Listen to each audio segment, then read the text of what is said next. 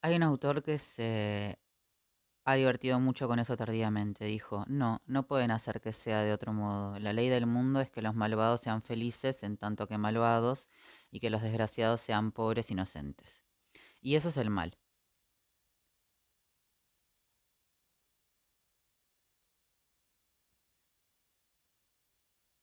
Y perdido en esta visión escribe.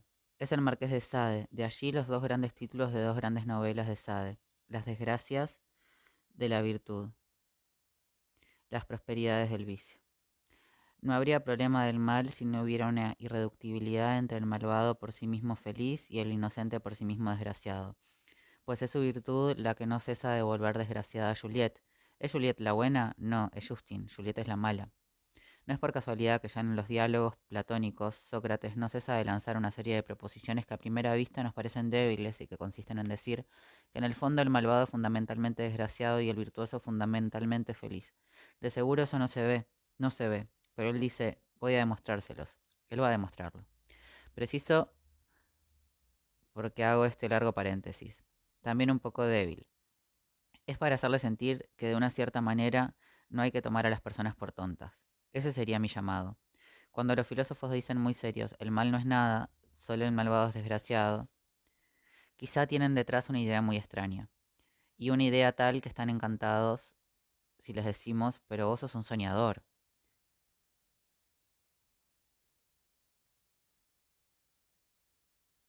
Puede ser que nos equivoquemos acerca de su empresa.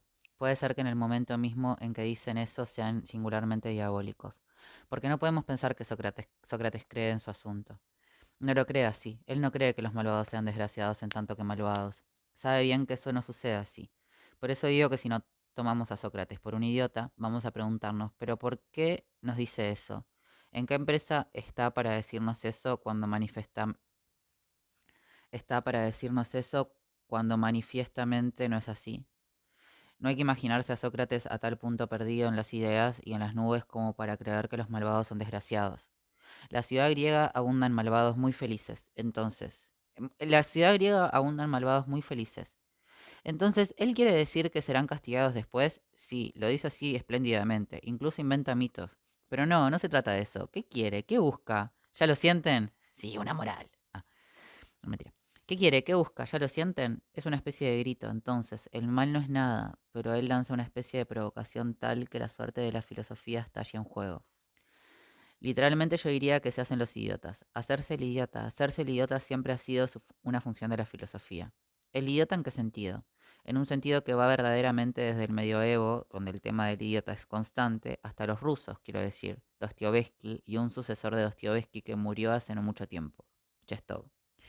Eso no forma, sin embargo, una tradición. Chestov no se reconocía en Descartes, pero intentó señalar muy rápido esta tradición. Localizó al azar a Nicolás de Cusa, un filósofo muy muy importante. Era cardenal además.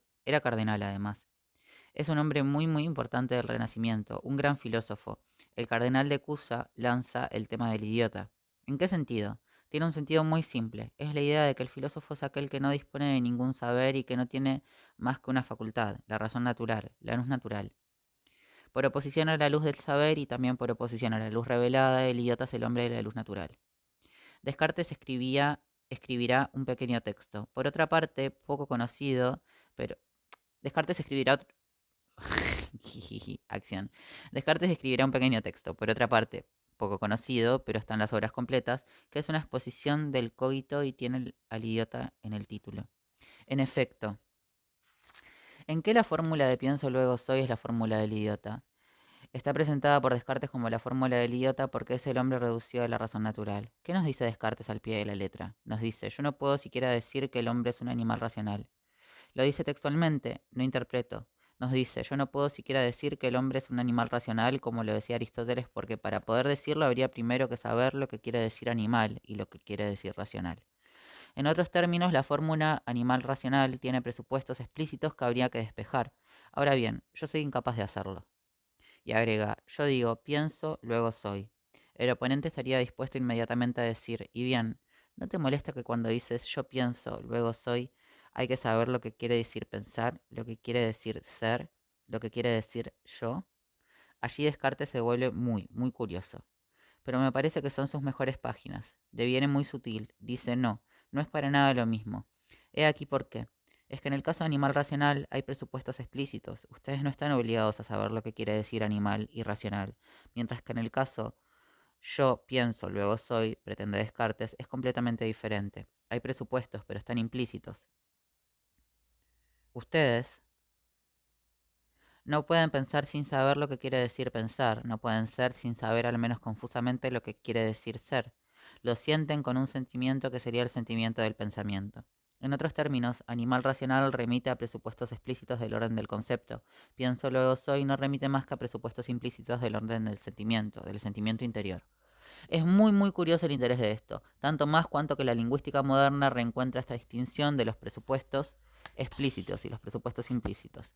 Son cartesianos sin saberlo. Es muy curioso. Hay un lingüista actual que se llama Ducrot que hace toda una teoría a partir de esa distinción.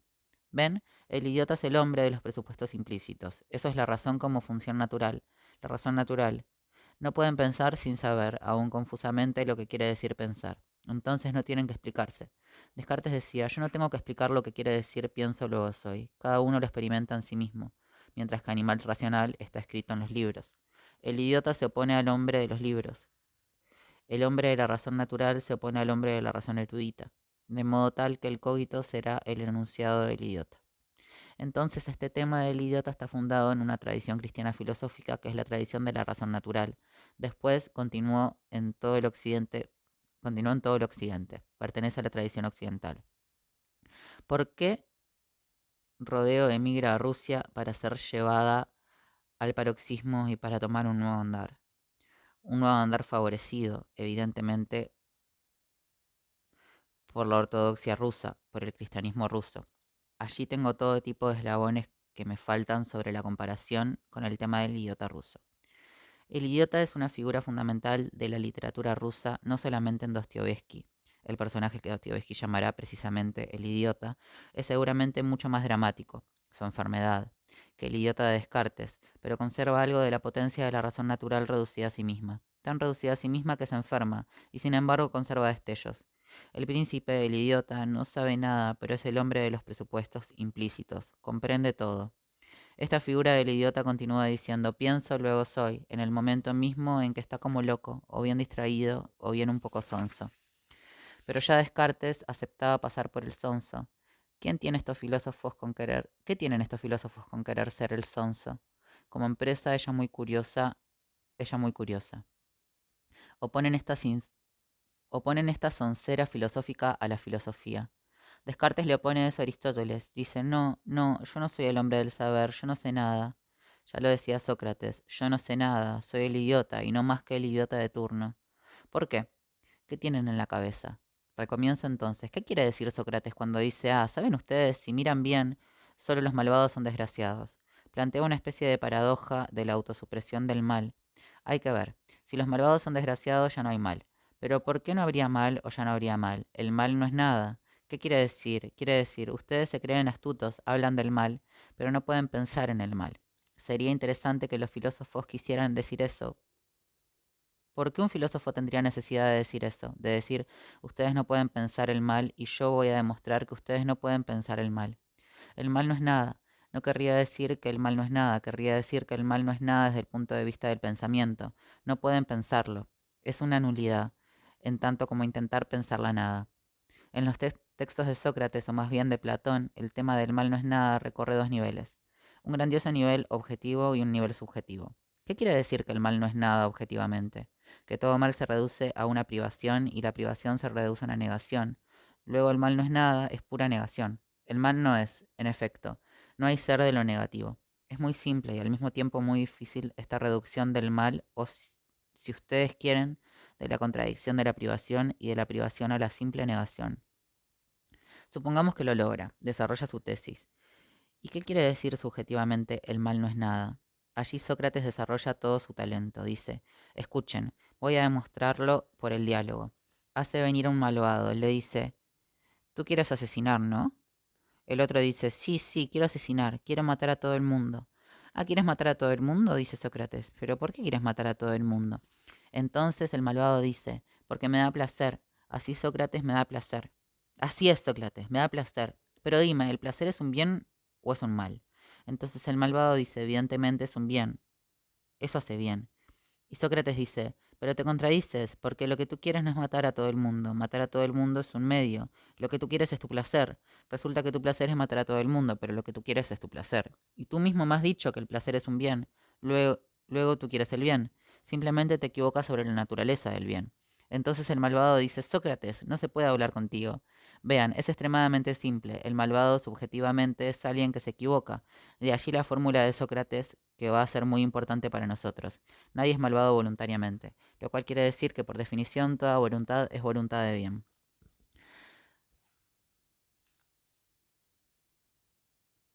Solo que hay quienes se equivocan sobre la naturaleza del bien, entonces no son malvados voluntariamente, buscan el bien. Él dice, yo busco muy bien, pero Sócrates dice, tienes razón, es preciso que busques tu bien. Evidentemente tu bien es asesinar, pero es siempre un bien, tu bien. Entonces no puedes buscar el mal. Entonces el malvado se vuelve loco. Sócrates espera que por eso vaya a destruirse él mismo. Eso funciona a un cierto nivel. ¿Ven entonces lo que saco de allí? ¿Qué hace es esta filosofía que nos dice que el mal no es nada? Que nos lo dice bajo dos modos, bajo dos registros. Objetivamente el mal es pura negación, no hay ser de lo negativo. Y nos lo dice subjetivamente, no podrán querer el mal, porque es contradictorio. No pueden querer más que un bien, nadie es malvado voluntariamente. ¿Qué es lo que hacen estos filósofos? ¿En qué chapotean ya estos filósofos? No chapotean, están ya en el elemento del juicio. En efecto, el malvado es aquel que juzga mal. Toda la filosofía va a ser traída del sistema del juicio. Es quizá eso lo que la filosofía inventó primero. Aunque vaya a ser ruinoso, catastrófico, no lo sé, no hago ningún juicio de valor. Yo creo que la filosofía ha nacido con un sistema del juicio. El hombre malvado es aquel que juzga mal, y el filósofo es quizá idiota, pero es bueno porque pretende juzgar bien. Estoy tan lejos todavía de llegar a decir lo que quisiera hacerles sentir. Hacen falta tantas palabras para llegar a un pequeño sentimiento minúsculo. Bueno, ¿qué quiere decir que la filosofía sería y se confundiría con la constitución de un sistema del juicio? Eso ha sido quizá para bien y para mal. Después algunos filósofos intentaron sacudir y escapar de la filosofía como sistema del juicio, un juicio sin sanción. La filosofía jamás hizo mal a nadie, pero es verdad que los filósofos no han cesado de juzgar. ¿Qué los autorizaba? Sin duda, eran ellos quienes habían inventado el sistema del juicio. Habían hecho del juicio un sistema. ¿Por qué y cómo? ¿Qué quiere decir eso?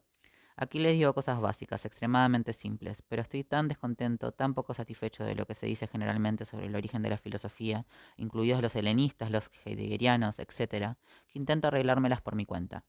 He aquí lo que querría decir. Me parece que la filosofía ha comenzado siempre tomando una forma muy curiosa que no abandonará jamás, a saber la paradoja. La filosofía es un tipo que llega y en un sentido es un bueno para nada, es verdad. Imaginen en la ciudad griega, el filósofo se pasea por la plaza pública, está siempre dispuesto a charlar. Y Sócrates comienza, bueno, ¿dónde vas? ¿Qué es lo que sucede? Y luego la conversación se entabla. Pero no es cualquier conversación. Se llamará conversación filosófica, aquella en la que surge la paradoja que designa una cierta potencia. Una cierta potencia o una cierta impotencia. ¿Qué es la paradoja al nivel más simple? Digo aquí cosas verdaderamente rudimentarias. No me pregunto qué es la paradoja, busco un pequeño hilo conductor. Y creo que al nivel más simple la paradoja consiste en decir, hay algo que es y al mismo tiempo no pueden pensarlo. Arréglense ustedes con eso. X es y sin embargo es impensable. En términos técnicos yo diría que la paradoja es una proposición que consiste en plantear la impensabilidad de un ente. Esa sería una buena definición de la paradoja. El filósofo no dice, eso no es. Es preciso que eso sea. Los comentaristas son verdaderamente lamentables. Tomo un ejemplo en apariencia diferente a aquel del cual hablo, pero se trata de lo mismo. Hay una famosa paradoja de uno de los primeros filósofos que se llama filósofo. Aún más, es considerado como el inventor de la dialéctica Zenón. Hay dos, Zenón. Está Zenón el estoico y está Zenón de Elea. Hablo de Zenón de Elea, discípulo de Parménides, aquel que dice el ser es. He allí entonces el fundador de la ontología. Zenón hace paradojas famosas que se conciernen al movimiento. Explica, por ejemplo, que Aquiles no puede atrapar a la tortuga. Explica que la flecha no puede alcanzar el blanco. En otros términos, Zenón es un idiota. Eso es ser un idiota. Él explica entonces que la flecha no puede alcanzar el blanco, llega al blanco, ni Aquiles puede atrapar a la tortuga. Ustedes recuerdan cómo hace para explicarlo. Divide el recorrido de Aquiles o el de la flecha en dos, divide la segunda mitad en dos, al infinito. Habrá siempre una distancia, por pequeña que sea, entre la flecha y el blanco. Del mismo modo, Aquiles da un salto y cubre la mitad de su diferencia con la tortuga. Y será preciso que cubra todavía la mitad de lo que resta, la mitad del resto al infinito. Jamás atrapará la tortuga. Ustedes me dirán, bueno, al menos Zenón tiene una fuerte cultura matemática griega. Es muy interesante. Es muy interesante porque eso hace intervenir lo que los griegos habían montado como método de agotamiento, es decir, el análisis de lo infinitamente pequeño. Es menos payasada de lo que pareciera, de lo que parecería. Pero ¿en qué es esto filosofía? Ustedes comprenden, Zenón no es idiota, tampoco Sócrates. Es idiota de otra manera, pero no de la manera en que pensaríamos, porque él sabe que las cosas se mueven. Él sabe que Aquiles atrapa a la tortuga, sabe bien que la flecha toca el blanco. Él sabe todo eso. Del mismo modo que Sócrates sabe bien que hay malvados. Entonces, lo que nos quieren decir es totalmente otra cosa. El mal o el malo que nos quieren decir es totalmente otra cosa. El mal o el movimiento son entes. Solo que el problema es cómo pensar el ente. Lo que Zenón intenta mostrar es que el movimiento en tanto que movimiento es impensable. No que el movimiento no es, como le hacen decir muchos comentaristas. Eso es idiota. Se trata de que el movimiento, en tanto que movimiento, no puede ser pensado. Lo que Sócrates quiere mostrar es que el mal, en tanto que mal, no puede ser pensado. He aquí que eso se vuelve más interesante. Eso es una paradoja. Una paradoja enuncia la impensabilidad de un ente. Pero ¿por qué estas paradojas les dan un placer intenso? Ellos más encantados están cuanto más les decimos, pero tú eres imbécil para decir eso. El movimiento no existe, ¿qué quieres decir? Ellos contestan, bueno, ya que tú puedes, ¿cómo te sales de mi paradoja? De allí la reputación de charlatanes que los filósofos tuvieron siempre. No son charlatanes, son son los hombres más silenciosos del mundo, puesto que piensan que finalmente, en el límite, el ente es fundamentalmente impensable. Eso puede ser un consuelo, porque si el ente es impensable, puede significar que solo el ser es pensable, pero pensar el ser no es fácil, y eso sería la filosofía entonces. Pero poco importa. ¿Por qué dicen eso? ¿Por qué están tan contentos? A primera vista no es triunfo, no es una victoria para el pensamiento, lejos de eso. No puede pensar el movimiento, no puede pensar el mal, no puede pensar nada. ¿Qué puede pensar entonces el pensamiento? Va a pensar el ser es, Parménides. Solo la justicia justa. Los hombres justos no son justos más que en segundo lugar. Lo que es verdaderamente y totalmente justo es la justicia.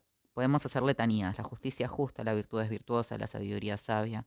Es lo que hace Sócrates en una serie de diálogos deslumbrantes, pero que exasperan a todo el mundo. Se discute muchísimo tiempo para llegar a la revelación. La justicia justa y solo la justicia justa. Solo el ser es. Tenemos ganas de decir que al menos no hacían falta 40 páginas, pero sí hacían falta 40 páginas. Hacían falta 40 páginas porque aquello es inseparable de esto. El ente es impensable. ¿Qué es lo pensable? La pura idealidad de la idea. La pura idealidad, la idea. Finalmente es perfectamente brillante. ¿Por qué los filósofos se regocijan? Menos llegan a pensar el ser, más contentos están, más se divierten a su manera. Molestan a todo el mundo y luego explican que no se puede pensar nada, que no se puede pensar el movimiento, que no se puede pensar el mal, que no se puede pensar el devenir, que no se puede pensar todo lo que es objeto de paradoja. Y llegan diciendo, si podemos pensar que la justicia es justa, que el ser es... ¿Qué es lo que están haciendo? Comprendan, me parece original. Ellos realizan verdaderamente el destino de la filosofía en su surgimiento, a saber, constituir un sistema del juicio. Se trata de juzgar todo lo que es. ¿Y qué es la posibilidad de juzgar todo lo que es? Es, en última instancia, elevarse a la posición de algo que está más allá del ser. Se juzgará lo que es y se juzgará el ser mismo en función de algo que está por encima del ser. Volvemos a caer sobre lo uno y por encima del ser. En otros términos, la idea de fondo de toda esta filosofía, y es por eso que tiene esa apariencia optimista, es que solo el bien, con B mayúscula, hace ser y hace actuar. Solo el bien hace ser objetivamente y hace actuar subjetivamente. Entonces el bien está por encima del ser. El bien es lo uno. Desde entonces podemos juzgar todo lo que es. Se trataba menos de decretar impensable el movimiento, impensable el devenir, que de someterlos al sistema del juicio en función de criterios que no devienen, que no están en movimiento, que son los criterios del bien. Entonces el bien es a la vez razón de ser y razón de actuar. En latín el bien como ratio essendi y ratio agendi. El mal no es nada, forzosamente, y es eso lo que quieren decir. El mal forzosamente no es nada, puesto que el bien hace ser y hace actuar. El bien está por encima del ser, es la condición del sistema del juicio. Entonces, finalmente, Si ustedes quieren, no es en nombre de un optimismo bobo, es en nombre de una lógica, de un logos llevado al extremo. La potencia de la paradoja es el logos. No es la filosofía la que es optimista, es la lógica la que lo es. Ella no puede pensar el mal, no puede pensar el movimiento, no puede pensar el devenir. Es bastante más tarde que la lógica. Es bastante más tarde que la lógica va a hacer un giro considerable sobre sí misma para intentar pensar el mal, el movimiento y el devenir.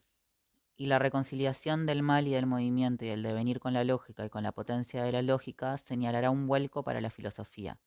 A grosso modo podemos decir que la reconciliación de la lógica con el ente como tal, con el mal, el devenir, el movimiento, ocurrirá con el gran romanticismo alemán. Eso será Hegel. En ese momento la lógica encontrará el medio de otorgar un ser a lo negativo. Hay un ser de lo negativo. Esa será la reconciliación de la lógica, si ustedes quieren, y de lo trágico. Hasta allí la lógica había sido incurablemente optimista y estado al servicio del bien. Bueno, he aquí lo que finalmente quisiera decir, y quisiera terminar rápido porque ya tienen bastante. Pareció que he abandonado completamente a Spinoza. El momento de volver es ahora o nunca.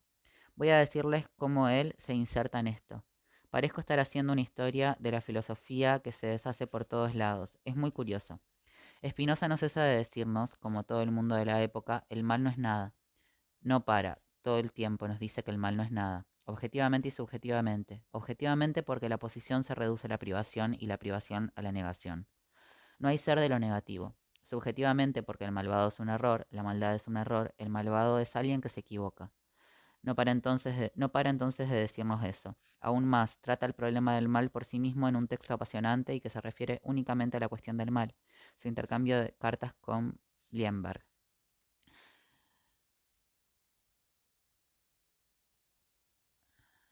En la primera lectura nos decimos entonces, sí, dice lo que decía ya siglos antes Sócrates, lo que muchos otros dijeron, es el sistema del juicio, es esta lógica que se rehúsa, que no puede pensar el mal, es la famosa paradoja del logos. Y después tenemos al mismo tiempo una impresión totalmente distinta. Es que bajo las palabras que fueron dichas 1000 veces, Spinoza nos dice completamente otra cosa. ¿Qué nos dice?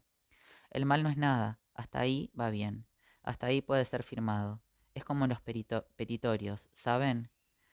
Pueden firmar la primera frase y luego viene la segunda frase y entonces ahí yo no puedo firmar, no.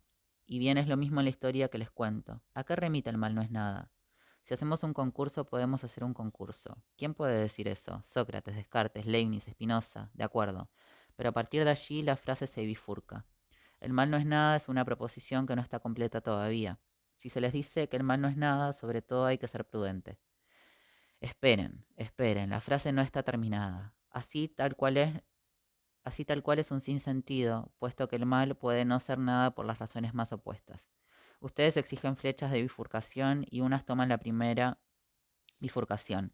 El mal no es nada, porque solo el bien hace ser y hace actuar. Ese es el camino del bien, es decir, de lo uno por encima del ser. El bien hace ser, es decir, el ser deriva del bien. Lo uno es más que el ser. El mal no es nada porque solo el bien hace ser, es razón de ser y razón de actuar. Está firmado Platón y está firmado también Leibniz, quien además renueva completamente la fórmula del bien hace ser y hace actuar. Le da una interpretación muy curiosa y muy bella. Pero finalmente está plenamente en esta primera bifurcación, ¿ven? Están además aquellos que dicen, sí, el mal es algo, hay un ser de lo negativo, hay entonces mucha variedad, no soy restrictivo. Pero me intereso en la segunda bifurcación, una raza de filósofos extraños que nos dicen sí, sí, de acuerdo. El mal no es nada, agrega muy rápido, para no hacerse entender demasiado, porque el bien tampoco. En otros términos, el mal no es nada seguro puesto que no hay ni bien ni mal. Eso toma un nuevo impulso. ¿Qué quiere decir? Están completamente locos, no hay bien ni mal. Entonces, ¿qué? ¿Podemos asesinar a las personas, hacer cualquier cosa? No hay bien ni mal. Es la igualdad del ser. Entonces, de acuerdo, podemos hacer cualquier cosa. Ah, no, dicen ellos. No se puede hacer cualquier cosa. No son las mismas cosas las que yo voy a defender y las que otros van a defender. No son las mismas cosas. Y allí se vuelve interesante. ¿Pero por qué defender? ¿Qué quiere decir defender? Ah, de acuerdo. Dijo una palabra de más. No es defender lo que hay que decir. ¿Y entonces qué? Vamos a ver. Es completamente diferente. Cuando el mal no es nada, significa ni bien ni mal. Ven entonces, Spinoza es muy ladino, en su lealtad filosófica, en su grandeza. Habla como todo el mundo para decir algo completamente diferente. El mal no es nada, sí, pero yo soy el hombre que les anuncia que no hay ni bien ni mal, y es por eso que el mal no es nada. Y eso será todavía retomado mucho después por alguien que intuía, y eso será todavía retomado mucho después por alguien que intitula uno de sus principales libros Más allá del bien y del mal. Y ese alguien es tan mal comprendido, igual que Spinoza, que experimenta la necesidad de escribir otro libro principal intitulado Genealogía de la Moral, donde muestra que la moral es, según él, una cosa inmunda, pero que como mínimo se ha malentendido su libro precedente, Más allá del bien y del mal. Y él lanza esta fórmula que podría, se lo juro, estar firmada por Spinoza y que responde al pie de la letra al espinosismo, más allá del bien y del mal. Comprendan que no hay ni bien ni mal, que no hay más bien que mal, que no quiere decir más allá de lo bueno y lo malo. Quiere decir, de acuerdo, no hay ni bien ni mal, pero hay lo bueno y lo malo. Denme siempre el mínimo de confianza, puede que sea enorme la diferencia. En la ética no hay ni bien ni mal, hay bueno y malo. He aquí exactamente la soldadura entre la ética y la ontología. No hay ni bien ni mal, quiere decir que el bien no es superior al ser. No hay más que el ser, bien y mal son palabras desprovistas de sentido, mientras que la moral es el arte del bien y del mal, y su distinción u oposición es triunfo de uno sobre el otro. La ética es el arte de lo bueno y lo malo y de su distinción en la medida en que la distinción no coincida con aquella del bien y del mal. Entonces la ética está directamente orientada hacia la ontología. Más aún, diría que la acompañan todo el tiempo. Pero no es el punto de partida necesario. Ese inicio que hacía que no pudiéramos instalarnos inmediatamente en el ser ocurría porque solamente el esclarecimiento de lo bueno y de lo malo puede llevarnos hasta el ser lo más rápido posible. La ética es la velocidad que nos conduce lo más rápidamente posible a la ontología, es decir, a la vida en el ser. De allí la importancia del problema. Lo que hay que comentar entonces es lo bueno y lo malo como introducción a la ontología. A saber, ¿qué es la diferencia ética, bueno y malo, por distinción a la diferencia moral del bien y del mal? Esto me parece muy simple. Quisiera terminar este punto, arrojar este punto y retomar la vez siguiente. Quisiera solo arrojar el análisis para que lo piensen. Piénsenlo. Quisiera ahora decir en qué sentido voy a desarrollarlo. Para mí hay dos diferencias fundamentales entre la moral y la ética, es decir, entre el arte de lo bueno y de lo malo, la disciplina del bien y del mal. Creo que lo bueno y lo malo implican dos cosas que son hasta ininteligibles para la moral. Lo bueno y lo malo implican en primer lugar que hay entre los entes, es decir, los existentes, una distinción cuantitativa. Lo bueno y lo malo es la idea de una distinción cuantitativa entre los entes, entre los existentes. Pero ¿qué cantidad? ¿Qué extraña cantidad? La ética es fundamentalmente cuantitativa. Mi segunda idea es que lo bueno y lo malo designan una oposición cualitativa entre modos de existencia. Distinción cuantitativa entre los entes, oposición cualitativa entre modos de existencia. ¿Qué quiere decir eso? ¿Qué es lo malo desde el punto de vista de la ética? Terminando, quisiera hacerle sentir cosas muy concretas, para nada puestas a punto filosóficamente. Se nos decía hace un momento, desde el punto de vista de la moral, que el malvado es alguien que se equivoca, es decir, que juzga mal. Se equivoca sobre la naturaleza del bien, juzga mal, hace un falso juicio. Desde el punto de vista de la ética, creo que lo que llamamos malo es también falso. Pero aquí que no se trata en absoluto de la misma concepción de lo falso, porque en el caso precedente lo falso era una determinación del juicio, y el juicio es falso cuando toma lo que no es por ser, por lo que es. Esta mesa no es roja y yo digo la mesa es roja, la tomo por lo inverso. Eso es falso, como calificación de juicio. No hay otro sentido de la palabra falso, de cierto modo es muy complicado porque todos los sentidos se mezclan. Vean el primer sentido de la palabra falso. ¿Qué designa falso? La inadecuación de la cosa y de la idea en el juicio.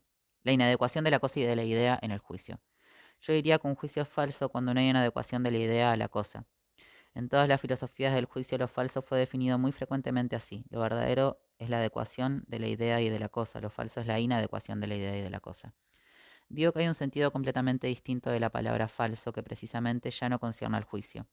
Me dan una moneda de oro y yo la toco, la muerdo como en las películas, se dobla. O bien, tomo mi pequeña botella de ácido y digo es falsa. Esta moneda es falsa, es una baratija. Ustedes me dirán que está ligado al juicio, es decir, que esta moneda tiene una apariencia tal que va a suscitar en mí el juicio es oro, cuando no lo es. Pero de lo que acabo de hablar hace un momento es de la manera en que el sistema del juicio interpreta la falsedad de la moneda.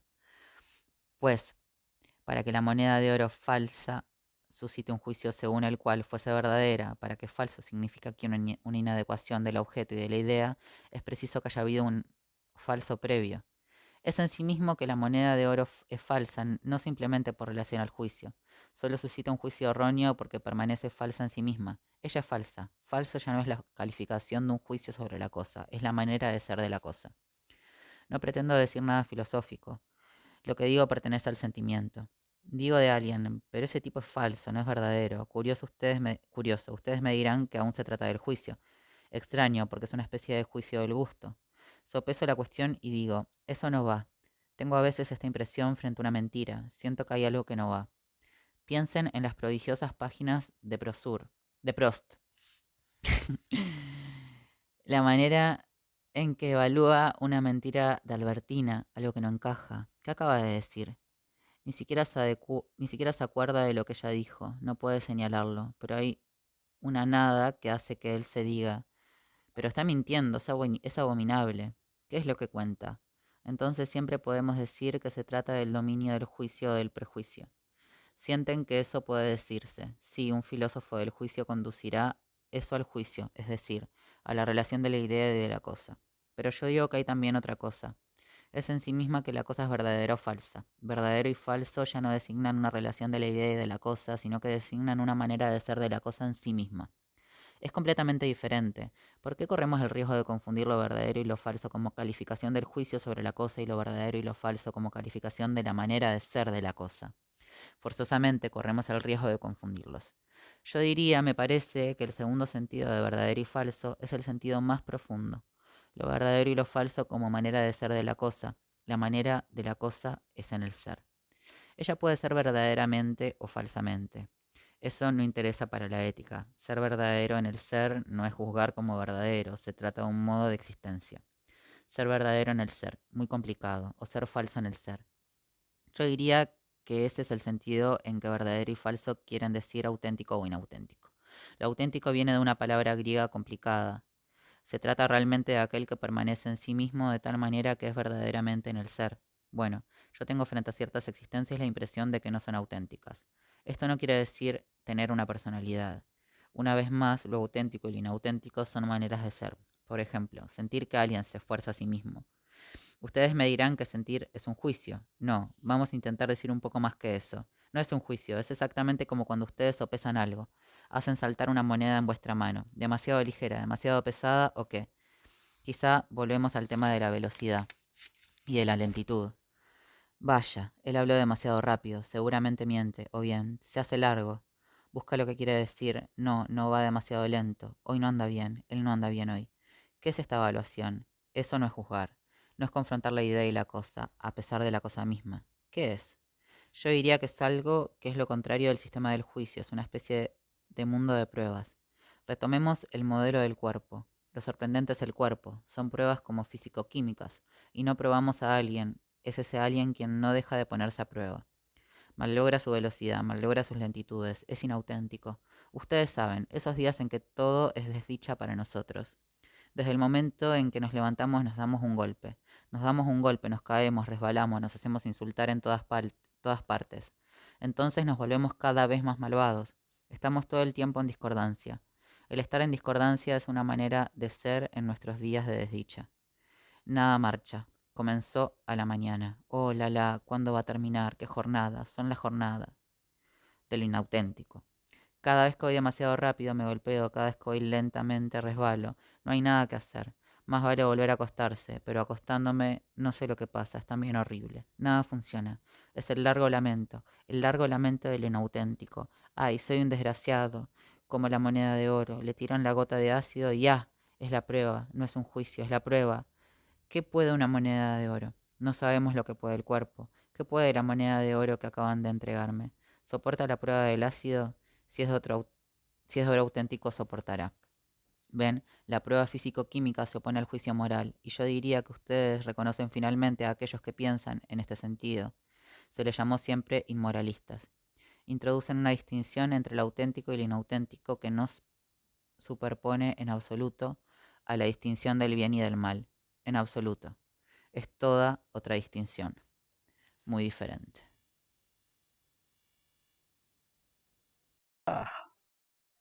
Bueno, continuamos. Clase 3. La distinción ética de los existentes, potencia y afecto. 9 de diciembre de 1980.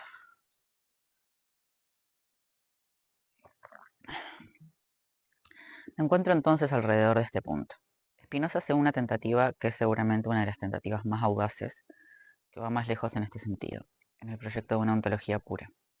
Pero mi pregunta es siempre cómo es que llama ética a esta ontología pura. No la llama ontología, la llama ética. Y yo quisiera que conservemos esta pregunta como una cuestión que nos vuelve todo el tiempo. No hay entonces respuesta definitiva, más bien se impondría poco a poco por la acumulación de trazos. Ah, sí, estaba bien que llamáramos a eso una ética.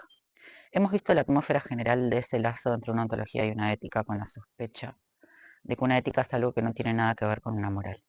¿Y por qué tenemos la sospecha del lazo que hace que esa ontología pura tome el nombre de ética? Lo vimos. Es que la ontología pura de Spinoza se presenta como la posición de una situación única absolutamente infinita.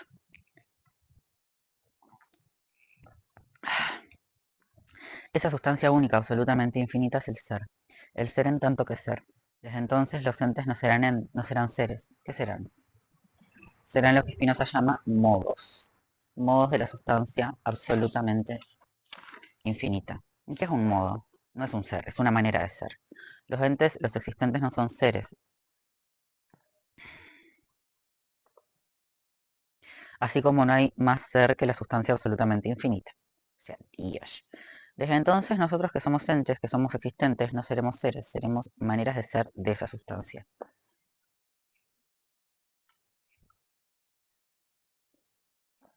Y si me pregunto cuál es el primer sentido más inmediato de la palabra ética, en que es ya otra cosa que la moral. Diría que la ética no es más conocida hoy bajo otro nombre, que ha tomado un desarrollo y que tuvo un cierto éxito. La palabra etología. ¿De qué se trata cuando se habla de una etología a propósito de los animales o incluso a propósito del hombre? La etología en el sentido más rudimentario es una ciencia práctica de las maneras de ser. Yo diría entonces que la manera de ser es precisamente el estatuto de los entes, de los existentes desde el punto de vista de una ontología pura. ¿En qué eso es ya diferente de una moral? Tomen todo esto en una atmósfera como de soñar despierto. No atribuyamos una importancia fundamental a cada posición. Intentamos componer una especie de paisaje que sería el paisaje de la ontología. Somos maneras de ser en el ser. Ese es el objeto de una ética, es decir, de una etología. ¿De qué se trata al contrario en una moral? De dos cosas que están fundamentalmente soldadas, de la esencia y de los valores. Una moral es una operación que nos devuelve a la esencia, es decir, a nuestra esencia, y que lo hace a través de los valores. ¿Qué les parece? Ustedes ven bien que no es el punto de vista del ser. Yo no creo que una moral pueda hacerse desde el punto de vista de una ontología. ¿Por qué? Porque la moral implica siempre algo superior al ser. Lo que hay superior al ser es lo que juega el rol de lo uno, del bien. En efecto, la moral es la empresa de juzgar no solamente todo lo que es, sino al ser mismo. La policía. Ahora bien, no podemos juzgar sobre el ser más que en nombre de una instancia superior al ser. Cuando un gran autor dice, el valor no espera el paso de los años, decide de una cierta manera que el valor precede al ser. ¿Por qué en una moral se trata de la esencia y de los valores?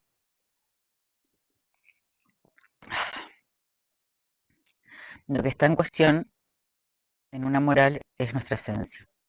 ¿Qué es nuestra esencia? En una moral se trata siempre de realizar la esencia. Eso implica que la esencia está en un estado en el que no está necesariamente realizada. Eso implica que tenemos una esencia. Tendríamos una esencia en tanto que hombres. No es evidente que haya una esencia en el hombre, del hombre. Pero es muy necesario para la moral hablar y darnos órdenes en nombre de una esencia. Y claro, si se nos dan órdenes en nombre de una esencia, es porque esa esencia no está realizada por sí misma. Diremos que esta esencia está en potencia en el hombre. ¿Cuál es la esencia del hombre? Que está en potencia en el hombre desde el punto de vista de una moral. Es bien sabido. La esencia del hombre es ser animal racional. La definición clásica en Aristóteles. El hombre es un animal racional. La esencia es lo que la cosa es. Animal racional. Es la esencia del hombre. Pero por más que el hombre tenga por esencia animal racional, no es tan razonable, no deja de conducirse de manera irracional. No es tan razonable, no deja de conducirse de manera irracional. ¿Cómo ocurre eso? Es que la esencia del hombre, en tanto que tal, no está necesariamente realizada. ¿Por qué? Porque el hombre no es razón pura. Entonces, hay accidentes. Espera que me perdí. No cesa de ser desviado. Toda la concepción clásica del hombre consiste en invitarlo a reunirse con su esencia, porque esa esencia es como una potencialidad que no está necesariamente realizada, y la moral es el proceso de la realización de la esencia humana. Ahora bien, ¿cómo puede realizarse esta esencia que solo está en potencia por la moral? Es decir, que ella debe realizarse a través de la moral, es decir, que debe ser tomada como fin. La esencia del hombre debe ser tomada como fin por el hombre existente. Eh, entonces, conducirse de manera razonable, es decir, hacer pasar la esencia al acto, es la tarea de la moral. Ahora bien, la esencia tomada como fin es el valor. ¿Ven que la visión moral del mundo está hecha de esencias? La esencia no está más que en potencia. Hay que realizarla. Eso se hará en la medida en que la esencia sea tomada por fin y los valores aseguran la realización de la esencia. Es ese conjunto lo que yo llamaría moral. En un mundo ético intentemos convertir, ya no hay nada de todo esto. No vamos a reencontrar nada. En otro paisaje, Spinoza habla muy a menudo de la esencia, pero para él la esencia jamás es la esencia del hombre. La esencia es siempre una determinación singular. Hay esencia de este, de aquel, no hay esencia del hombre. Él mismo dirá que las esencias generales o las esencias abstractas del tipo la esencia del hombre son ideas confusas. No hay idea general en una ética. Está usted, este, aquel. Hay singularidades. La palabra esencia arriesga a cambiar fuertemente de sentido. Cuando él habla de esencia, lo que interesa no es la esencia, es la existencia y lo existente. En otros términos, lo que es no puede ser puesto en relación con el ser más que al nivel de la existencia y no al nivel de la esencia. Claro. A ese nivel hay un existencialismo en Spinoza. No se trata entonces de una esencia del hombre que no estaría más que en potencia y que la moral se encargaría de realizar. Se trata de otra cosa completamente distinta. Ustedes reconocen una ética en que aquel que les habla les dice una de dos cosas. Se interesa por los existentes en su singularidad. A veces va a decirles que entre los existentes hay una distinción, una diferencia cuantitativa de existencia.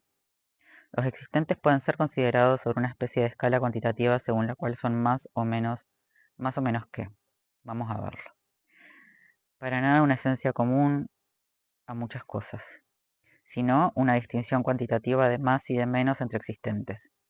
Eso es ética. Por otra parte, el mismo discurso de una ética se continúa diciendo que hay también una oposición cualitativa entre modos de existencia. En otros términos, los dos criterios de la ética, la distinción cuantitativa de los existentes y la oposición, la polarización cualitativa de los modos de existencia, van a ser las dos maneras en que los existentes son en el ser. Serán los lazos de la ética con la ontología. Los existentes o los entes son en el ser desde dos puntos de vista simultáneos. Desde el punto de vista de una oposición cualitativa de los modos de existencia y desde el punto de vista de una escala cuantitativa de los existentes. Es enteramente el mundo de la inmanencia. ¿Por qué? Es el mundo de la inmanencia porque ustedes ven hasta qué punto es diferente del mundo de los valores morales, tal como acabo de definirlo, como siendo precisamente esa especie de tensión entre la esencia a realizar y su realización. Yo diría que el valor es exactamente la esencia tomada como fin. Eso es el mundo moral. Podemos decir que la consumación del mundo moral es Kant. En efecto, es allí donde una especie humana supuesta se toma por fin en una especie de acto puro. La ética no es para nada eso, son como dos mundos absolutamente diferentes. ¿Qué puede tener para decir Spinoza a los otros? Nada. Se trataría de mostrar todo eso concretamente. En una moral siempre tienen la siguiente operación. Hacen algo, dicen algo, lo juzgan ustedes mismos. Es el sistema del juicio, la moral es el sistema del juicio, del doble juicio. Se juzgan a ustedes mismos y son juzgados. Aquellos que gustan de la moral son aquellos que gustan del juicio. Juzgar implica siempre una instancia superior al ser, algo superior a una ontología. Implica siempre lo uno más que el ser. El bien que hace ser y que hace actuar es el bien superior al ser, es lo uno. El valor expresa esta instancia superior al ser, por tanto los valores son el elemento fundamental del sistema del juicio. Ustedes se refieren siempre a esta instancia superior al ser para juzgar. En una ética, en una ética es completamente diferente, no juzgan.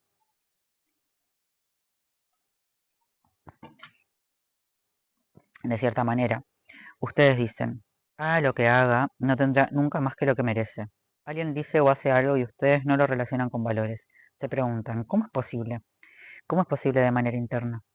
En otros términos, relacionan la cosa o el decir al modo de existencia que implica, que envuelve en sí mismo. ¿Cómo hay que ser para decir eso? ¿Qué manera de ser implica? Buscan los modos de existencia involucrados y no los valores trascendentes. Es la operación de la inmanencia. El punto de vista de una ética es, ¿de qué eres capaz? ¿Qué puedes? De allí retorno a esta especie del grito de Spinoza. ¿Qué puede un cuerpo? Jamás se sabe de antemano lo que puede un cuerpo. Jamás se sabe cómo se organizan y cómo están envueltos en alguien los modos de existencia. Spinoza explica muy bien que jamás se trata de un cuerpo cualquiera. Es lo que tú puedes. Mi hipótesis es que el discurso de la ética implica dos caracteres. Nos dice que los entes tienen una distinción cuantitativa de más y de menos, y por otra parte nos dice también que los modos de existencia tienen una polaridad cualitativa. A grosso modo, hay dos grandes modos de existencia.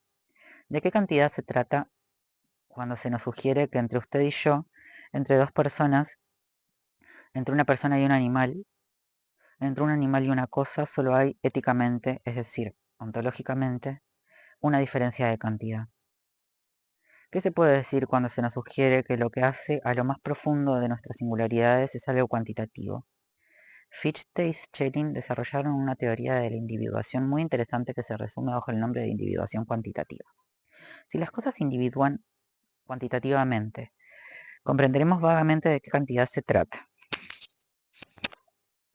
Se trata de definir a las personas, las cosas, los animales, lo que sea, por lo que cada uno puede.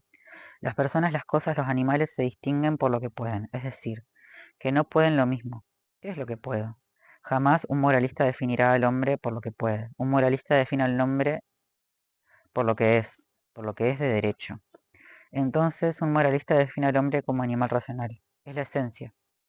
Spinoza jamás define al hombre como un animal racional. Lo define por lo que puede, cuerpo y alma.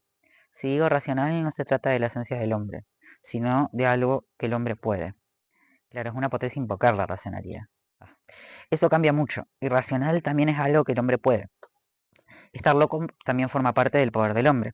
Al nivel de un animal se ve bien el problema. Lo que se llama historia natural tiene su fundación en Aristóteles. Esta define al animal por lo que el animal es. En su ambición fundamental se trata de decir lo que el animal es. ¿Qué es un vertebrado? ¿Qué es un pez? Y la historia natural de Aristóteles está llena de esta búsqueda de la esencia. En lo que llamamos las clasificaciones de los animales, se definirá ante todo el animal, cada vez que sea posible, por su esencia, es decir, por lo que es. Imaginen estos tipos que llegan y que proceden completamente de otro modo. Se interesan por lo que la cosa o el animal puede. Van a hacer una especie de registro de los poderes del animal. Aquel puede volar, este come hierbas, tal otro come carne. El régimen alimentario, ¿sienten que se trata de los modos de existencia? También una cosa inanimada. ¿Qué puede el diamante? ¿De qué pruebas es capaz? ¿Qué soporta? ¿Qué hace? Un camello puede no beber durante mucho tiempo. Es una pasión del camello. Se definen las cosas por lo que pueden. Eso abre experimentaciones. Es toda una exploración de las cosas. No tiene nada que ver con la esencia. Hay que ver a las personas como pequeños paquetes de poder. Hago como una especie de descripción de lo que las personas pueden. Desde el punto de vista de una ética, todos los existentes, todos los entes son vinculados a una escala cuantitativa que es la de la potencia. Tienen más o menos potencia. Esta cantidad diferenciable es la potencia. El discurso ético no cesará de hablarnos no de las esencias, no creen las esencias, sino de la potencia, a saber las acciones y pasiones de las cuales algo es capaz. No lo que la cosa es, sino lo que es capaz de soportar y capaz de hacer. Y si no hay esencia general, es porque a este nivel de la potencia todo es singular. No sabemos de antemano. Mientras que la esencia nos dice lo que es un conjunto de cosas, la ética no nos dice nada. No puede saber. Un pez no puede lo que el pez de al lado puede. Habrá entonces una diferenciación infinita de la cantidad de potencia según los existentes. Las cosas reciben una distinción cuantitativa en tanto están vinculadas a la escala de la potencia. Cuando Nietzsche, bastante después de Spinoza, lanza el concepto de voluntad de potencia, No digo que quisiera decir solo esto, pero ante todo quería decir esto. Y no podemos comprender nada en Nietzsche si creemos que se trata de la operación por la cual cada uno de nosotros tendería hacia la potencia. La potencia no es lo que quiero, por definición es lo que tengo. Tengo tal o cual potencia, y es eso lo que me sitúa en la escala cuantitativa de los seres. Hacer de la potencia el objeto de la voluntad es un contrasentido. Es justamente lo contrario. Según la potencia que tengo, es que quiero esto o aquello. Voluntad de potencia. Quiere decir que ustedes definirán las cosas, los hombres, los animales, según la potencia efectiva que tienen. Una vez más, se trata de la pregunta, ¿qué puede un cuerpo? ¿Qué puedes en virtud de tu potencia? Es muy diferente de la pregunta moral, ¿qué debes en virtud de tu esencia? He aquí entonces que la potencia constituye la escala cuantitativa de los seres. Es la cantidad de potencia lo que distingue una existente de otra. Spinoza dice muy a menudo que la esencia es la potencia. Comprendan el golpe filosófico que está dando. Para designar un nuevo concepto a veces ustedes tomarán una palabra corriente. Incluso se darán allí los mejores coqueteos, solo que, implícitamente, esa palabra muy corriente tomará un sentido totalmente nuevo. A veces tomarán un sentido muy especial de una palabra corriente y cargarán ese sentido, y otras veces les hará falta una palabra nueva. Es por eso, ay, es por eso que no tiene sentido cuando se reprocha a un filósofo el no hablar como todo el mundo. Es a veces una cosa, a veces otra, a veces está muy bien utilizar más que palabras corrientes, otras hay que marcar el corte, el momento de creación de conceptos a través de una palabra insólita.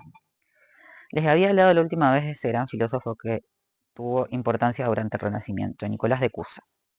Nicolás de Cusa había creado una especie de acrónimo. Había contaminado dos palabras latinas. ¿Por qué? Es una buena creación verbal. En ese momento se hablaba latín. Él pasó por el latín y entonces decía que el ser de las cosas es el posset. No importa si no hicieron latín. Voy a explicar. Posset no existe como palabra. Es una palabra inexistente. Es él quien la crea. Es un barbarismo espantoso. Es espantosa esa palabra. Pero filosóficamente es bella. Es una palabra bien bonita para el latín. Es un logro. Cuando se crean palabras hay fracasos. Nada está hecho de antemano. Posset está hecha de dos términos en latín. Posee, que es el infinitivo del verbo poder, y est, que es la tercera persona del verbo ser. En el presente del indicativo, él es, posee y est. Él contamina las dos y eso da posset. ¿Y qué es el posset? Es precisamente la identidad de la potencia y del acto. Entonces, como el ser poseído por la potencia. Entonces yo no definiría algo por su esencia, por lo que es, sino por esta definición bárbara, su posset. Lo que puede, al pie de la letra, lo que puede en acto. Bien, ¿qué quiere decir eso? Quiere decir que las cosas son potencias. No es solamente que las cosas tienen potencia, es que ellas se reducen a la potencia que tienen, tanto en acción como en pasión. Entonces, si comparan dos cosas, ven que no pueden lo mismo. La potencia es una cantidad, ustedes comprenden el problema que eso causa. La potencia es una cantidad de acuerdo, pero no es una cantidad como una longitud. ¿Es una cantidad como la fuerza? ¿Quiere esto decir que el más fuerte predomina? Muy dudoso.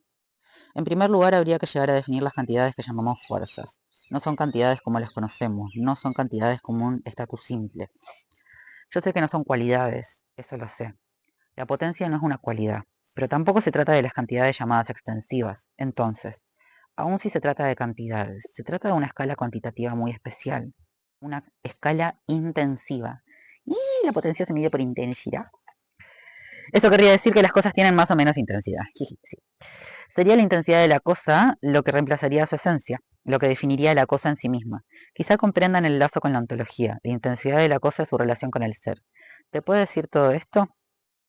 Va a ocuparnos durante un largo tiempo. Antes de entrar allí, ven el contrasentido que estamos evitando. El contrasentido sería comprender esto como si Spinoza y después Nietzsche nos dijeran que lo que las cosas quieren es la potencia. Evidentemente, si hay algo que la fórmula, la potencia es la esencia misma, no quiere decir es eso.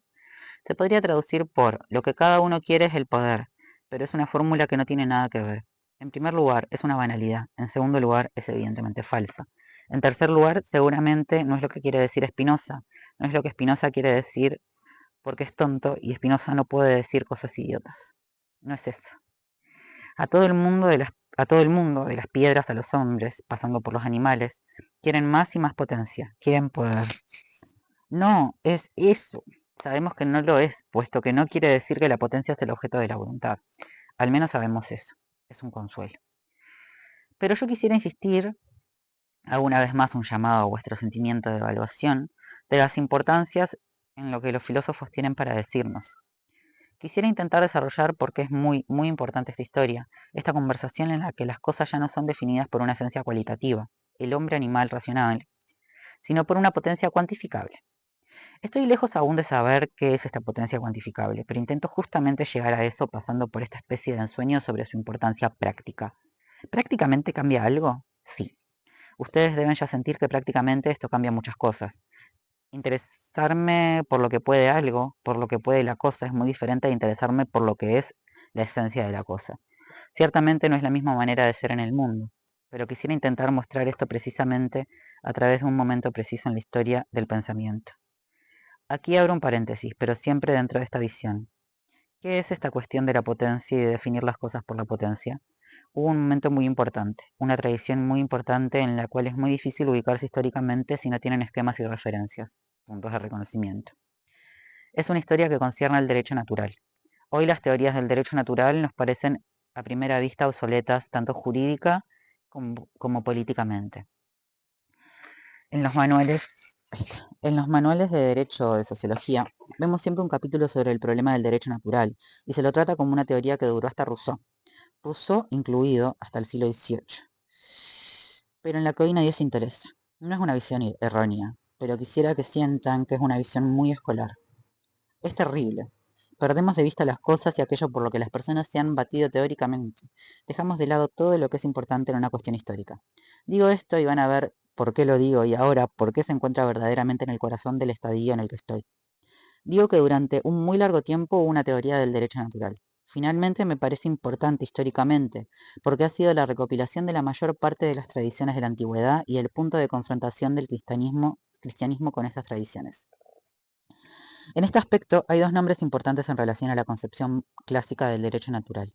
Por una parte, Cicerón, que recopila en la antigüedad todas las tradiciones sobre el tema platónica aristotélica estoica, hace una especie de presentación del derecho natural en la antigüedad.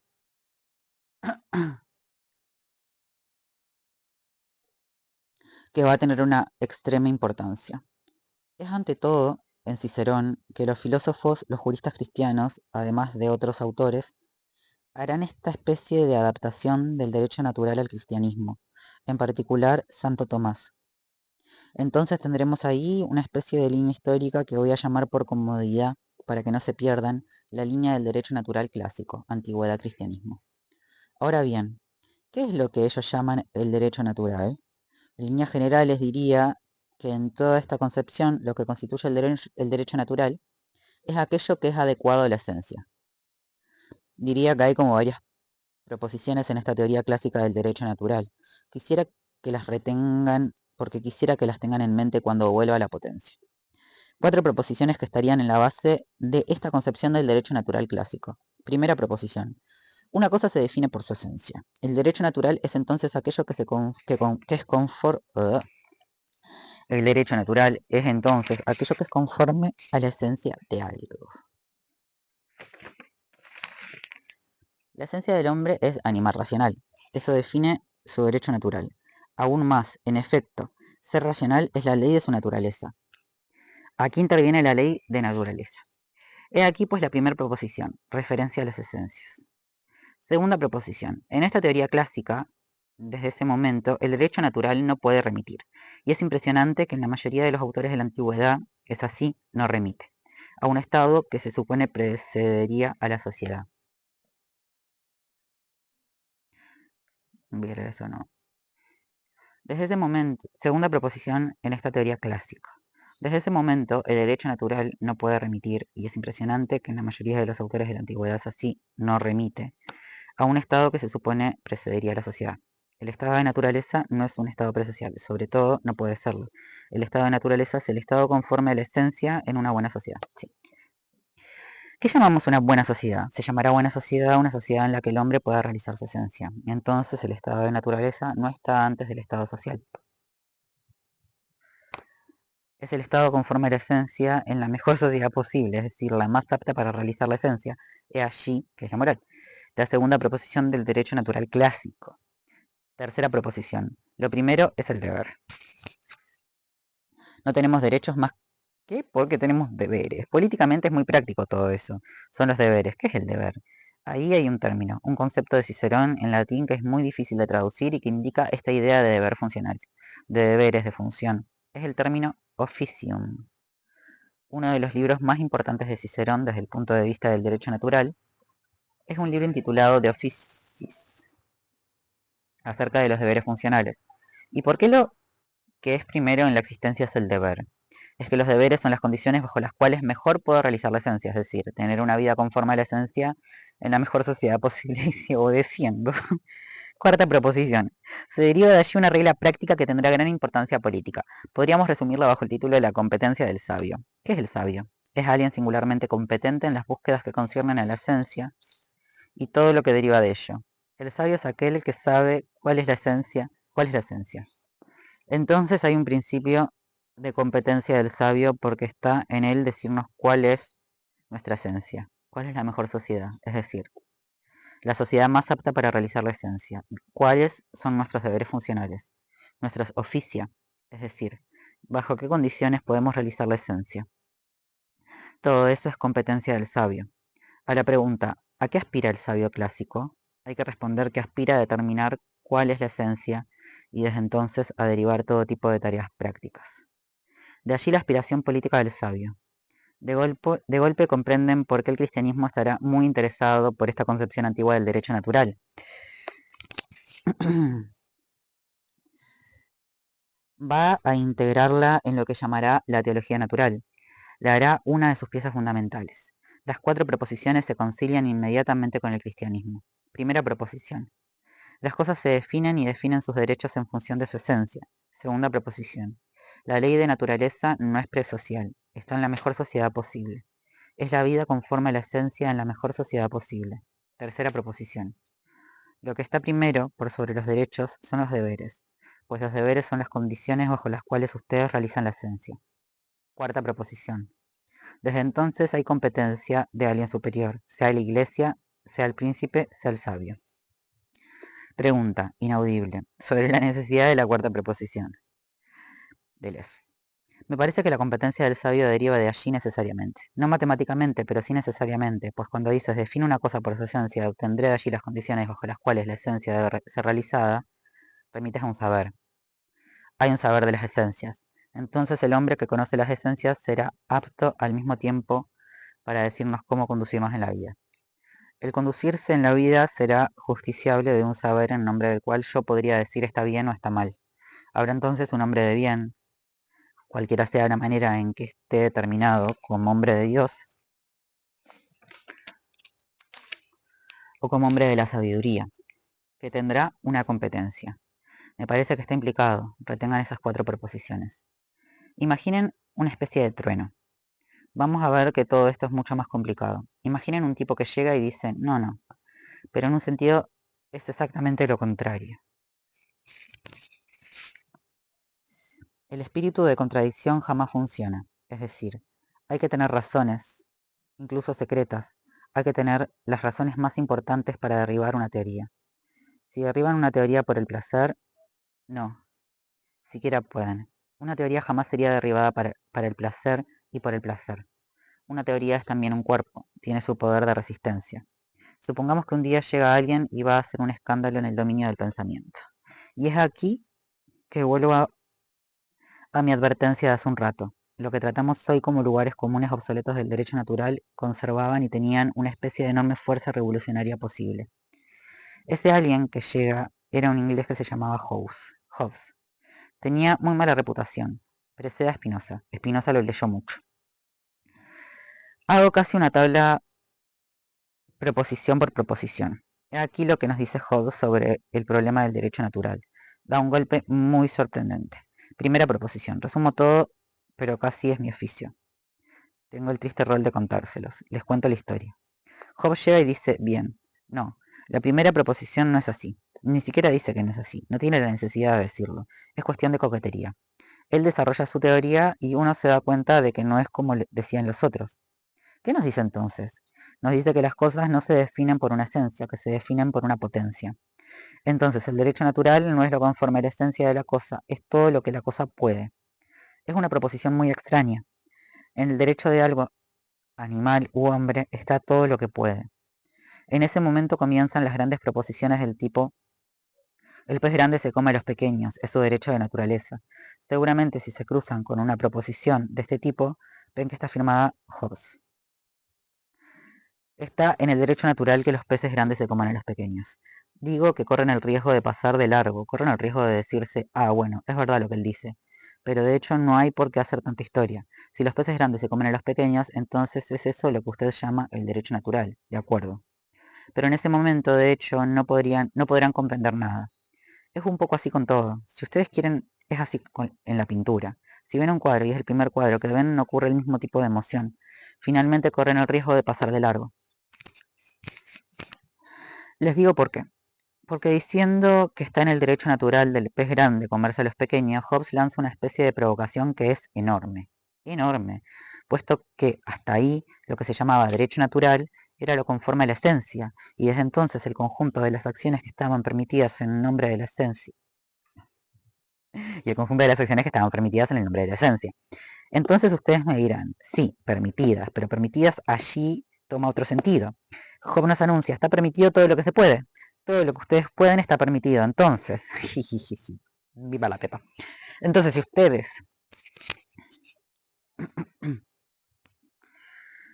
fueran peces aún más grandes y comieran hombres, estaría permitido. Es vuestro derecho natural. Al menos es simple, es una idea simple, pero que es ciertamente convulsionante. Hay que esperar. Nos decimos, pero ¿a dónde quiere llegar diciendo una cosa como esa? ¿Llama eso derecho natural? Todo el mundo sabía desde siempre que los peces grandes se comían a los pequeños, pero jamás nadie había llamado a eso derecho natural. ¿Por qué? Por una razón simple. Se reservaba el término derecho natural para otra cosa completamente distinta, la acción moral conforme a la esencia. Hobbes llega y dice, vuestro derecho natural es toda vuestra potencia. Derecho natural es igual potencia. Entonces lo que pueden es vuestro derecho natural. Si pueden asesinar a su vecino, es vuestro derecho natural. Curiosidad de derecho. Esperemos, vamos a ver otras proposiciones. Entonces, está en mi derecho natural todo lo que puedo. De ello se deriva la segunda proposición. Desde entonces, el estado de naturaleza se distingue del estado social, y teóricamente lo precede. ¿Por qué? Porque Hobbes se apresura a decir que seguramente en el estado social hay interdicciones, hay prohibiciones, hay cosas que puedo hacer, pero están prohibidas. Por ejemplo, asesinar a mi vecino si no se lo espera. De acuerdo, está prohibido. Eso quiere decir que no se trata de derecho natural, sino de derecho social. Claro, una mochanita. Está en vuestro derecho social, pero no en vuestro derecho social. Está en vuestro derecho natural, pero no en vuestro derecho social. En otros términos, el derecho natural, que es idéntico a la potencia, necesariamente remite a un estado que no es el estado social. De allí el ascenso de la idea de un estado de naturaleza distinto al estado social. En el estado de naturaleza, de lo que puedo, todo está permitido. La ley de naturaleza es que de lo que puedo, nada está prohibido. Entonces el estado de naturaleza precede al estado social. Ya al nivel de esta segunda proposición, no comprendemos más nada. ¿Pero hay un estado de naturaleza? Los que decían eso creyeron que había un estado de naturaleza. Para nada, no creían nada. Al respecto, ellos dicen que lógicamente el concepto de estado de naturaleza es forzosamente anterior. Es el de un estado anterior al estado social. No dicen que ese estado existió. Si el derecho natural es todo lo que está en la potencia de un ser, se definirá el estado de naturaleza precisamente como la zona de esa potencia. Es su derecho natural. Es entonces distinto del estado social, puesto que este conlleva y se define por prohibiciones que se aplican sobre algo que yo pueda. Además, si se me prohíbe es porque lo puedo. Es en eso donde reconocen una prohibición social. Por tanto, desde el punto de vista conceptual, el estado de naturaleza es primero por relación al estado social. Esto es muy importante. ¿Qué quiere decir? Quiere decir que nadie nace social. De acuerdo. Puede ser que se devenga social, y el problema de la política va a ser cómo hacer para que las personas devengan sociales. No quieren decir, no quieren decir que hay un estado de naturaleza antes del estado social, como se los hacemos decir. Quieren decir que nadie nace social.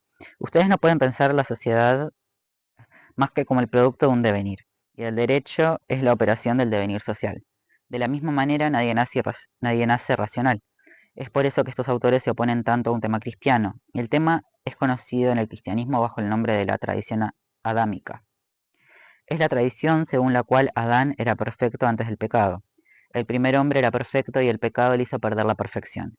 Esta tradición adámica es filosóficamente importante. ¿Ven por qué? El derecho natural cristiano, tal como lo definí precedentemente, se concilia muy bien con la tradición adámica. Adán, antes del pecado, es el hombre conforme a la esencia, es racional. Es el pecado, es decir, las aventuras de la existencia, lo que le hace perder la esencia. Es el pecado, es decir, las aventuras de la existencia, lo que le hace perder la esencia, lo que le hace perder su perfección primera. Todo esto es conforme a la teoría del derecho natural clásico. Pero no es verdad, nadie nace social, nadie nace racional. Racional es como social, es un devenir. Y el problema de la ética será quizás cómo hacer para que el hombre devenga racional, pero en absoluto cómo hacer para que una esencia del hombre, que sería racional, se realice. Es muy diferente. Según planteen la cuestión de una forma o de otra, van en direcciones muy, muy diferentes. Digo entonces que la segunda proposición de Hobbes será que el estado de naturaleza es presocial, es decir, que el hombre no nace social, deviene. La tercera proposición se encadena. Si lo primero es el estado de naturaleza, o lo primero es el derecho, es lo mismo, estoy en el estado de naturaleza, todo lo que puedo es mi derecho. Desde entonces los deberes no serán más que obligaciones segundas tendientes a limitar los derechos para el devenir social del hombre. De acuerdo. Habrá que limitar los derechos para que el hombre devenga social. Muy bien, pero lo primero es el derecho. El deber es relativo al derecho, mientras que en la teoría del derecho natural clásico, ustedes lo recuerdan, era exactamente lo contrario. El derecho era relativo al deber. Lo primero era el officium. Cuarta proposición, que practica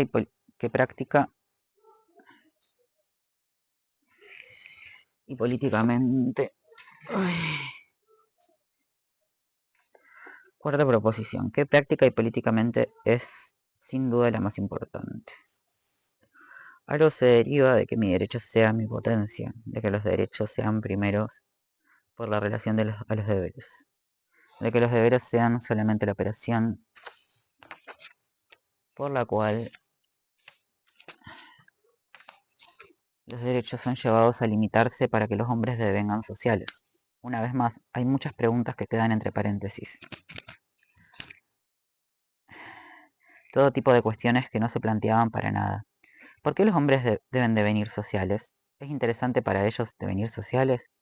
Desde el punto de vista del derecho natural, lo dice Hobbes, lo dice muy bien, admirablemente, y Spinoza lo retomará, el hombre más racional del mundo y el más completo loco valen estrictamente lo mismo. Es una idea rara, es un mundo muy barroco, es extraño, porque hay una identidad, una igualdad absoluta del sabio y del loco. Porque desde el punto de vista del derecho natural, mi derecho natural es igual a mi potencia, y el loco es aquel que hace lo que está en su potencia, exactamente como el hombre racional, es aquel que hace lo que está en la suya. Seguramente hay diferencias, no dicen idioteces. No dicen que no hay ninguna diferencia entre racional y loco, dicen que no hay ninguna diferencia desde el punto de vista del derecho natural. ¿Por qué? Porque cada uno hace lo que puede.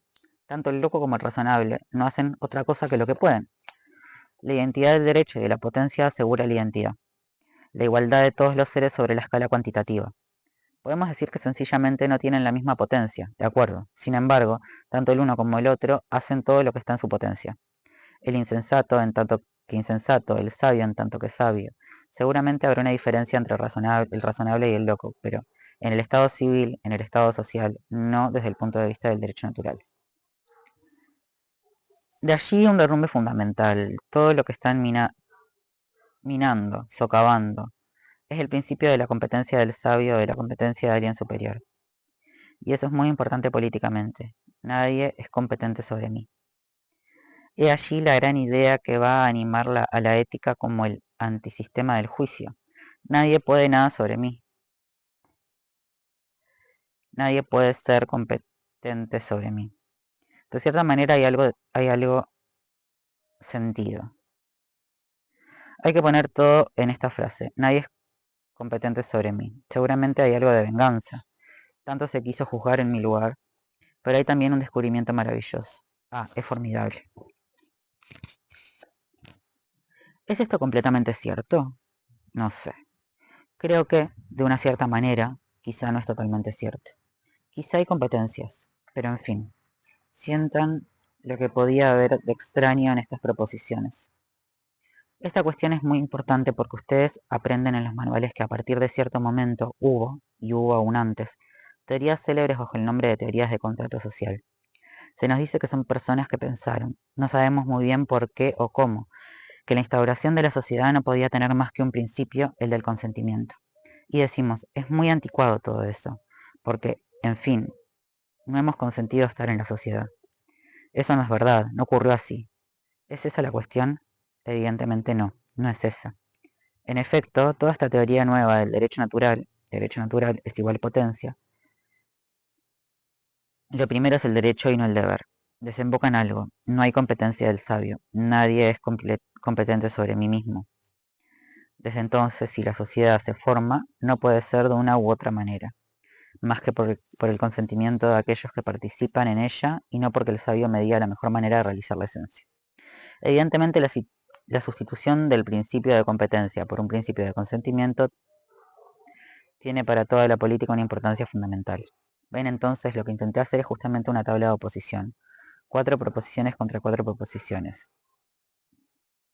Y digo simplemente que en las proposiciones de la teoría del derecho natural clásico, Cicerón, Santo Tomás, tienen el desarrollo jurídico de una visión moral del mundo.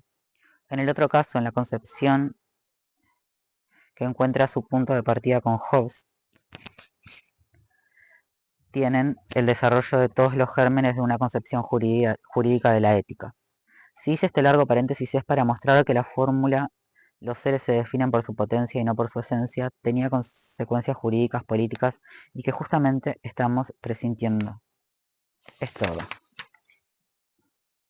Añado también justamente para terminar con este tema que Spinoza retoma toda esta concepción del derecho natural de Hobbes. Cambiará cosas relativamente importantes, no tendrá la misma concepción política, pero sobre este punto del derecho natural él mismo declara atenerse, ser discípulo de Hobbes. ¿Y por qué? En Hobbes encontró la confirmación jurídica de una idea que él se formó en otra parte, una sorprendente confirmación según la cual la esencia de las cosas no era nada distinto a su potencia. Y es eso lo que le interesa de toda la idea del derecho natural. Añado para ser totalmente honesto históricamente que evidentemente eso no surge así de repente. Sería posible buscar ya en la antigüedad una corriente muy parcial, muy tímida, en la que se formaba una concepción así del derecho natural, potencia, pero será sofocada. La encuentran en algunos sofistas, en algunos filósofos llamados cínicos, pero su explosión moderna será claramente con Hobbes y con Spinoza. He aquí que por el momento he precisado lo que podía querer decir que las existencias se distinguen desde un punto de vista cuantitativo. Eso quiere decir exactamente que los existentes no se definen por una esencia, sino por la potencia. Tienen más o menos potencia y el derecho de cada uno será su potencia. Entonces hay una escala cuantitativa de los seres desde el punto de vista de la potencia. Tienen más o menos potencia. Habría que pasar ahora a la segunda cuestión, la polaridad cualitativa de los modos de existencia, y ver si una deriva de la otra. El conjunto nos daría una visión coherente, o un principio de visión coherente de lo que llamamos una ética. Ven entonces de repente por qué ustedes no son seres desde el punto de vista de Spinoza, son maneras del ser. Eso se entiende si cada uno se define por lo que puede. Es al menos curioso, ustedes no se definen por una esencia, o más bien vuestra esencia es idéntica a lo que pueden. Es decir, ustedes son un grado sobre una escala de potencia, pero entonces me dirán, ¿hay quien vale más o menos? Dejamos eso a un lado, se va a volver muy complicado. Por el momento no sabemos, pero si esto es así, ustedes no tienen esencia, o no tienen más que una esencia idéntica a vuestra potencia. Es decir, son grados sobre esa escala. Desde entonces ustedes son, en efecto, maneras de ser. La manera de ser precisamente esa especie de existencia cuantificada según la potencia, según el grado de potencia que la define. Ustedes son cuantificadores, no son cantidades, son cantidades muy especiales. Cada uno de nosotros es una cantidad, pero ¿de qué tipo? Ver a las personas como cantidades, como paquetes de potencia, es una visión del mundo muy, muy curiosa, muy nueva. Pero hay que vivirlo, si lo dicen, hay que vivirlo. De allí la otra cuestión. Al mismo tiempo, Spinoza no cesa de decirnos que hay, a grandes rasgos, dos modos de existencia, y que sea lo que sea que hagan, serán llevados a elegir entre ellos.